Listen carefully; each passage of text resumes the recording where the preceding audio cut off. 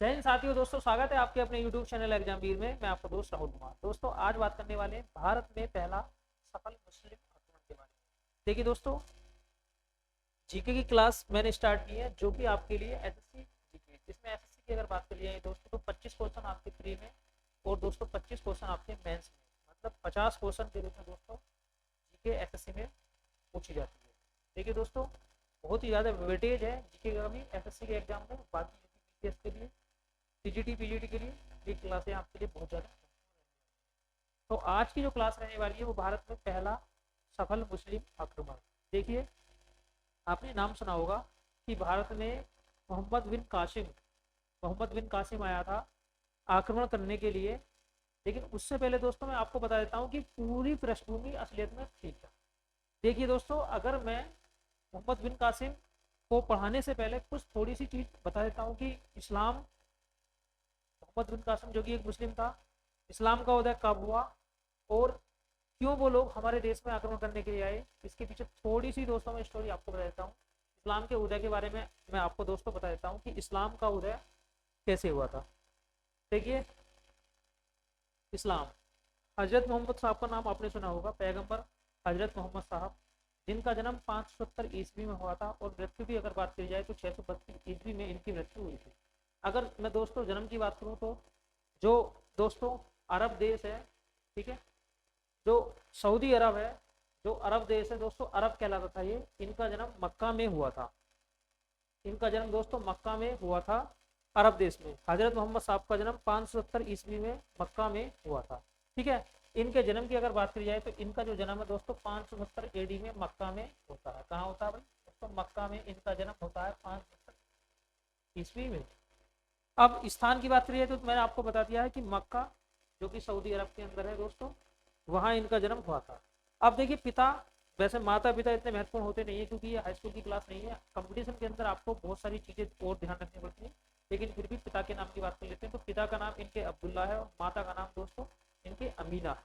पिता का नाम अब्दुल्ला है, माता का नाम अमीना है और इनकी जो पत्नी है एक विधवा थी जिनका नाम खदीजा था। जिनका नाम दोस्तों क्या था? खदीजा था। ठीक है, अब दोस्तों देखिए, इन्हें 610 ईस्वी में लगभग 40 वर्ष की आयु में इन्हें हीरा गुफा के अंदर इनलाइटमेंट हुआ था, ज्ञान प्राप्त हुई थी हीरा गुफा के अंदर। तो हीरा गुफा 610 ईस्वी में हीरा गुफा के अंदर इन्हें इनलाइटमेंट हुआ था, ज्ञान प्राप्त हुआ था। इनलाइटमेंट हुआ था कहाँ? हीरा गुफा में। 610 ईस्वी में लगभग 40 वर्ष की उम्र में इन्हें हीरा गुफा के अंदर ज्ञान प्राप्त हुआ। अब उससे पहले भी मुस्लिम थे, लेकिन इन्होंने मुस्लिम धर्म के मुस्लिम धर्म को संगठित करने का काम किया। मुस्लिम धर्म को कुछ नियम दिए जिसके कारण इन्हें मुस्लिम धर्म का संस्थापक माना जाता है। ठीक है, देखिए दोस्तों 632 ईस्वी में इनकी मृत्यु हो जाती है। इसके बाद में इनके जो सबसे पहला दोस्तों इनका दामाद था अली। इनका दामाद अली था और इनका पहला शिष्य जो था वो भी अली था। अब इनके चार दोस्तों फॉलोवर्स हुए हैं जिन्हें खलीफा कहते हैं। अब खलीफा चार हुए हैं। ठीक है, पहले जो खलीफा है वो है अबू बकर, दूसरे जो खलीफा है दोस्तों वो है उमर और तीसरे जो खलीफा है दोस्तों वो है उस्मान और चौथे जो खलीफा बनते हैं वो इनके दामाद अली बनते हैं। ठीक है, और ये इनके पहले शिष्य भी थे। अब मुस्लिम समुदाय दो भागों में बढ़ जाता है अली के ऊपर। कुछ लोग अली को पहला खलीफा मानते हैं, कुछ लोग अबू बकर को पहला खलीफा मानते हैं। इस कारण मुस्लिम कम्युनिटी टू ग्रुप के अंदर दोस्तों डिवाइड हो जाती है, एक शिया और दूसरा सुन्नी। देखिए दोस्तों, अली को पहला खलीफा मानने के ऊपर जो मुस्लिम समुदाय है वो टू ग्रुप में बढ़ जाता है, एक है शिया और दूसरा है सुन्नी। अब अगर मैं सुन्नी की बात करूं दोस्तों तो सुन्नी लोग क्या कहते हैं? सुन्नी लोग दोस्तों अबू बकर को ही पहला खलीफा मानते हैं, अबू बकर को ही पहला खलीफा मानते हैं। और जो शिया लोग हैं वो दोस्तों अली को अपना पहला खलीफा मानते हैं। ठीक है, मुस्लिम समुदाय टू ग्रुप के अंदर डिवाइड हो जाता है अली को अपना खलीफा मानने के ऊपर। कुछ लोग अबू बकर को अपना पहला फॉलोवर्स मानते हैं और कुछ लोग अली को दोस्तों पहला फॉलोवर मानते हैं, खलीफा मानते हैं। ठीक है, अब मुस्लिम समुदाय के अंदर एक नया ग्रुप आता है जो कि सूफी कहलाता है। अब ये मुस्लिम समुदाय का भक्ति रूप था। आपने हमेशा देखी होगी बाजारों पर जब भी कव्वाली बजती रहती है तो दोस्तों ये सूफी संत वहां पर होते हैं। ठीक है, सूफी संत जो कि मुस्लिम का एक भक्ति रूप। ठीक है, उसकी वजह से दोस्तों हमेशा आपने देखा है कि मुस्लिम समुदाय संगीत के विरोधी होते हैं, लेकिन फिर भी कव्वाली वहाँ बसती रहती है, क्योंकि जो जो दोस्तों सूफी हैं वो लोग संगीत को ईश्वर प्राप्ति का माध्यम। अब आगे बात कर लेते हैं दोस्तों, मोहम्मद बिन कासिम ये भारत में कैसे आया। मैंने आपको बताया अभी पैगंबर हजरत मोहम्मद साहब ने मुस्लिम धर्म की स्थापना की थी। अब इन्होंने दोस्तों हिजरी संवत भी चलाया था। 570 ईस्वी में इनका जन्म होता है, 632 ईस्वी में इनकी मृत्यु हो जाती है। और 4 इनके दोस्तों फॉलोवर्स होते हैं, 4 खलीफा होते हैं, जिनमें पहले जो इनके शिष्य थे अली, उन्हें कुछ लोग पहला खलीफा मानने के ऊपर और कुछ लोग अबू बकर को पहला खलीफा मानने के ऊपर मुस्लिम कम्युनिटी 2 पार्ट में दोस्तों डिवाइड हो जाती है। जितने भी वहां पर शासक थे दोस्तों, वो लोग दूर दूर के देशों में फैल जाते हैं मुस्लिम धर्म का प्रचार करने के लिए, क्योंकि ये लोग बहुत आक्रमणकारी भी थे और उग्र स्वभाव के भी थे। ये लोग दोस्तों मुस्लिम धर्म का प्रचार करने के लिए विश्व के भिन्न भिन्न कोनों में चले जाते हैं। अगर मैं भारत के आक्रमण से पहले की बात करूं तो भारत आने से पहले इन्होंने यूरोप के कुछ हिस्सों पर, मिस्र पर भी दोस्तों कब्जा कर लिया था, और इन्होंने दोस्तों अफ्रीका के बहुत सारे हिस्से पर कब्जा भी कर लिया। वहां पर मुस्लिम धर्म की स्थापना कर दी थी और प्रचार प्रसार भी कर दिया था। दोस्तों अगर मैं मिस्र की बात करूं तो मिस्र पर भी मुस्लिम धर्म की स्थापना ऑलरेडी की जा चुकी थी। अब भारत के अंदर ये लोग क्यों आए, क्योंकि दोस्तों भारत एक समृद्ध देश था और भारत के अरबियों से पहले से ही एक तरीके से यहाँ से बिजनेस होता रहता था। अरबी लोग भारत के अंदर मुस्लिम धर्म की स्थापना से पहले से आते रहते थे, तो अरबियों को भारत की समृद्धता का पता था कि भारत एक समृद्ध देश है और भारत एक अमीर देश है। भारत के अंदर बहुत सारे संसाधन है और भारत के अंदर बहुत सारा सोना है। भारत के लोग बहुत ज्यादा अमीर है, इस बात की जानकारी दोस्तों अरबियों को। ये लोग भारत के अंदर भी आते हैं। अब देखिए इसमें जो इंटीनियस काम होता है दोस्तों, वो इंटीनियस काम होता है हमारे एक राजा के द्वारा, जो कि दोस्तों उस टाइम सिंध में शासन करता था। अब दोस्तों सिंध में जो शासन करता था उसी के कारण दोस्तों अरबी लोग हमारे हिंदुस्तान के अंदर। अब बात कर लेते हैं मोहम्मद बिन कासिम।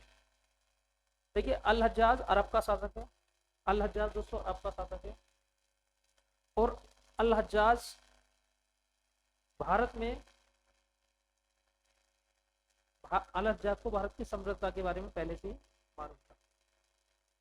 और जो अरबी व्यापारी थे दोस्तों, वो देवल बंदरगाह से बिजनेस करते रहते थे। और यहाँ का शासक, सिंध का जो शासक है दोस्तों ताहिर, जो कि ब्राह्मण वंश का शासक था। सिंध का शासक था ताहिर, जो कि ब्राह्मण वंश का दोस्तों शासक था। वो इनके जहाजों को दोस्तों, अल हज्जाज के जहाजों को लूटने का काम करता है। अब ये एक तात्कालिक कारण होता है, इंटीनियस कारण होता है अल हज्जाज को उकसाने के लिए, भारत पर आक्रमण करने के लिए। अरबी लोग पहले से ही भारत की समृद्धता के बारे में जानते थे और अल हज्जाज को एक इंटीनियस रीजन मिल जाता है जिससे वो भारत पर आक्रमण करने के लिए प्रेरित। अब मैं थोड़ा सा दोस्तों बता देता हूँ ताहिर के बारे में। दोस्तों ताहिर एक ऐसा शासक है जो कि ब्राह्मण वंश का शासक है, हिंदू शाही वंश का राजा था। कश्मीर, सिंध, इस प्रांत के अंदर दोस्तों वो राज करता था। ये प्रांत वैसे भी बहुत छोटा था, यहाँ की जनसंख्या बहुत कम थी और ऊपर से ताहिर अपनी प्रजा को संतुष्ट रखने में नाकामयाब था। ताहिर जो राजपूत शासक हैं दोस्तों, जैसे जाट, इन लोगों के प्रति दोस्तों, जाट राजपूत इन लोगों के प्रति दोस्तों ताहिर का जो एक तरीके से व्यवहार था वो अच्छा नहीं था। वो इन लोगों को सम्मान बिल्कुल भी नहीं देता था। तो कहा जाए ऑल ओवर अगर मैं कहा जाए तो ताहिर की जो प्रजा थी दोस्तों वो ताहिर से संतुष्ट नहीं थी। और ऊपर से दोस्तों ताहिर इतना योग्य शासक भी नहीं था जो बहुत काबिल, जो अल हज्जाज के आक्रमण का दोस्तों सामना कर पाए। होता क्या है दोस्तों, ताहिर अल हज्जाज के एक जहाजी बेड़े पर दोस्तों कब्जा कर लेता है, उसे लूट लेता है। अब ताहिर ने अपने दो सेनापति भेजे उबैदुल्ला और बुंदेला। उबैदुल्ला और बुंदेला ताहिर को आक्रमण करने के लिए। पहले तो अल हज्जाज ने उससे साफ साफ मांगा कि आपने जो हमारा माल लूटा है आप उसे वापस कर दो, लेकिन दोस्तों ताहिर नहीं माना। तब ताहिर को दंडित करने के लिए अल हज्जाज ने उबैदुल्ला और बुंदेला को भेजा। उबैदुल्ला और बुंदेला दोनों हार जाते हैं दोस्तों। तब जाकर ताहिर ने मोहम्मद बिन कासिम को दोस्तों भारत में आक्रमण करने के लिए भेजा 712 ईस्वी में, और 714 ईस्वी में दोस्तों ये चला जाता है। और इसे मृत्युदंड देने का जो काम है वो भी अल हज्जाज के द्वारा किया जाता है। सिंध पर जो शासक था उस टाइम वो ताहिर का था दोस्तों। सिंध पर जो शासक था वो था ताहिर का, ठीक है, ताहिर का शासक था। और ताहिर योग्य शासक इतना नहीं है, ताहिर दोस्तों कोई इतना योग्य शासक नहीं है। ताहिर की जो प्रजा है वो भी उससे संतुष्ट है। और ताहिर अपने शासन काल के अंदर जो भी राजपूत राज्य हैं, जो भी राजपूत लोग हैं, उनका ज्यादा सम्मान नहीं करता है, और राजपूत लोग भी उससे असंतुष्ट रहते हैं। अब मोहम्मद बिन कासिम ताहिर को हरा देता है। मोहम्मद बिन कासिम दोस्तों क्या कर देता है, ताहिर को हरा देता है, ठीक है। अब मोहम्मद बिन कासिम ने 712 ईस्वी में भारत पर आक्रमण किया और ताहिर को दोस्तों हराने का काम। तो आप देख सकते हैं एक ब्राह्मण वंश का शासक, जो कि एक अयोग्य शासक था, ज्यादा शक्तिशाली भी नहीं था, और अपने शासन करने के नीतियों से अपनी प्रजा को असंतुष्ट रखता था, इसलिए दोस्तों वो हार गया। और जो अरबी लोग हैं वो भारत के अंदर बहुत सारी चीजें लेकर आते हैं। अरबी जैसे मोहम्मद बिन कासिम भारत में आता है तो बहुत सारी चीजें भारत को देने का काम करता है। जैसे आपने देखा है कि ऊंट और खजूर की खेती, और मानसून शब्द, मानचित्र, एटलस। देखिए खजूर की खेती दोस्तों, अगर मैं बात करूं तो खजूर की जो खेती है, खजूर की खेती ये भी अरबी लोग देते हैं। और मानसून शब्द ये भी दोस्तों अरबी लोग देते हैं दोस्तों। एटलस ये भी अरबी लोग देते हैं, ठीक है।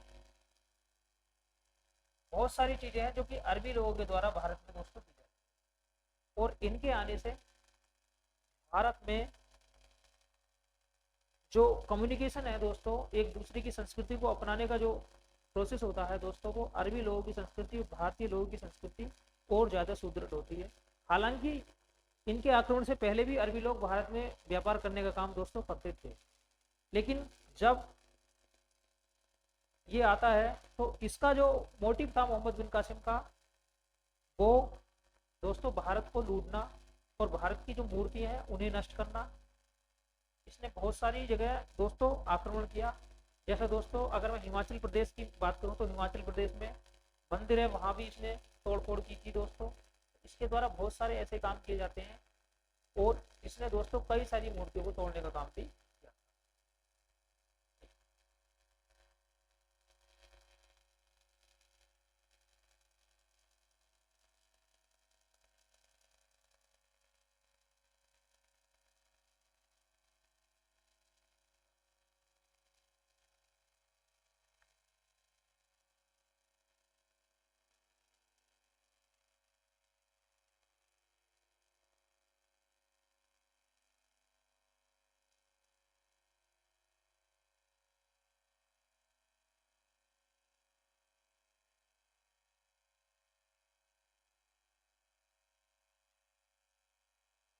देखिए दोस्तों बात करी जा रही थी ताहिर की, और बात करी जा रही थी दोस्तों मोहम्मद बिन कासिम। मोहम्मद बिन कासिम ताहिर को हरा देता है, और दोस्तों अरबी भारत में कई सारी चीज लेते हैं। जैसे मैंने आपको बताया अभी दोस्तों कि खजूर की खेती, मानसून, एटलस और ऊंट, और अरबी घोड़े, और अरबी घोड़े ये सारी चीजें दोस्तों अरबी की हमारे यहाँ देन होती है। इसके साथ में दोस्तों वो दो ग्रंथों का अरबी भाषा में अनुवाद करते हैं। जैसे पंचतंत्र आपने नाम सुना होगा। पंचतंत्र का जो अनुवाद है वो अरबी भाषा में कालीला दिमना पंचतंत्र का जो अनुवाद है वो अरबी भाषा में कालीला दिमना नाम से किया जाता है। कालीला दिमना नाम से किया जाता है। कालीला दिमना नाम से दोस्तों किया जाता। ठीक है, पंचतंत्र का जो अरबी भाषा में अनुवाद है वो कालीला दिमना नाम से किया जाता। इसके साथ में दोस्तों अब मैं बात करता हूँ और चीजें। इसने जजिया कर लगाया था भारत में। जजिया कर का नाम आपने सुना होगा, जो कि नॉन मुस्लिम के लिए लगाया जाता था। हिंदू होने के लिए एक टैक्स लगाया जाता था इस एरिया में। जिस एरिया में ये दोस्तों आया था, सिंध वाले क्षेत्र में ये आया था। ठीक है, तो यहाँ पर दोस्तों इसने जजिया कर भी लगाया था। जजिया कर भी दोस्तों इसने अप्लाई किया था। जजिया कर भी मोहम्मद बिन कासिम ने सबसे पहले लगाया था जजिया कर, जो कि नॉन मुस्लिम के लिए, नॉन मुस्लिम से लिया जाता था। मतलब अगर आप हिंदू हैं तब आप जजिया कर देंगे, लेकिन दोस्तों इसे ब्राह्मण और महिलाएं और विकलांग इन लोगों से दोस्तों नहीं लिया जाता। लेकिन एक शासक होता है FST, एक शासक होता है दोस्तों फिरोज शाह तुगलक, जिसने ब्राह्मणों से भी दोस्तों जजिया कर वसूला। तो आपसे कई सारे प्रश्न पूछे जा सकते हैं कि अरबी लोगों का भारत में क्या प्रभाव पड़ा, अरबी लोग भारत को क्या क्या चीज दे के गए। देखिए, अगर मैं अरबियों की बात करूँ तो इन्होंने दोस्तों विस्तार से बात कर लेते हैं वन बाई वन करके। ये अरबी घोड़े ले गए, ऊँट की खेती इन्होंने शुरू की, खजूर की खेती दोस्तों इन्होंने शुरू की, मानसून शब्द दोस्तों भारत में ले गए। और इसके साथ में दोस्तों देखिए इन लोगों ने अरबी घोड़े, ऊँट, एटलस, मानसून शब्द और खजूर की खेती, ये चीजें तो लाई और बाकी जो संस्कृति थी अरबी लोगों की वो भी दोस्तों ये लेके आए थे। जजिया कर को अप्लाई करने का काम मोहम्मद बिन कासिम ने दोस्तों किया। 712 ईस्वी में आता है ये, 714 ईस्वी में। और अल हज्जाज के द्वारा ही दोस्तों इसे मृत्युदंड दे दिया जाता है। इसके पीछे भी कहानी है दोस्तों। जो शासक है हमारा देवल, उसकी 2 पुत्री थी, उन्हें दोस्तों ये लेके गया था यहाँ से किडनैप। अल हज्जाज के पुत्रों से शादी कराने के लिए। लेकिन उन दोनों जो लड़की थी, पुत्री थी, उन्होंने ये बयान दिया था कि मोहम्मद बिन कासिम हमारे साथ बहुत ज्यादा बदसलूकी कर चुका है। हमें मोहम्मद बिन कासिम के द्वारा अपमानित किया जा चुका है। इसलिए दोस्तों अल हज्जाज ने मोहम्मद बिन कासिम को फांसी पर लटका दिया। दोस्तों आज की कहानी यहीं खत्म होती है। मिलते हैं नेक्स्ट वीडियो में। अगर वीडियो अच्छी लगी तो वीडियो को लाइक कीजिए, शेयर कीजिए।